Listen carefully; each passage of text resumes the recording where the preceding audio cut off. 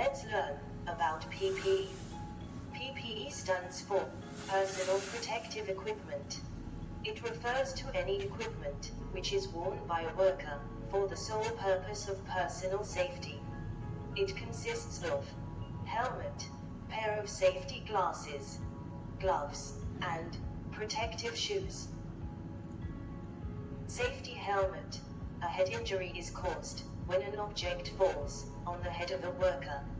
The fatality of the injury depends upon the impact, but wearing a helmet greatly reduces the risk to get injured, saving the life of the worker. Safety glass. A worker gets an eye injury when a sharp object strikes the eye, or when the eye gets exposed to dust and chemicals. To avoid an eye injury, a pair of safety glasses should be worn during the activities like drilling and chiseling.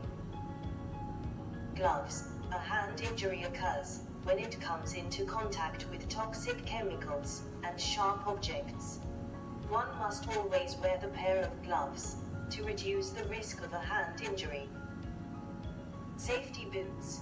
Falling of an object on the feet, stepping on a sharp object, and spilling of an acid or molten metal on the shoes are some of the major causes of a foot injury.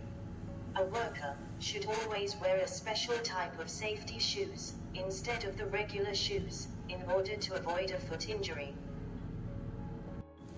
Let's understand about the use of tools. Like any workplace, the workers in an automobile workshop are vulnerable to various types of injuries, like head injury, eye injury, hand injury, and foot injury. These injuries may sometimes be the result of wrong usage of tools. Tools are the important elements that helps us to perform various activities in a workshop. Tools can be categorized into different categories on the basis of their usage. To stay safe while using any tool, it is very important to have a complete knowledge of that particular tool. For example, if you use an electrical tool without knowing the correct usage and procedure to use it, you might end up getting an electric shock.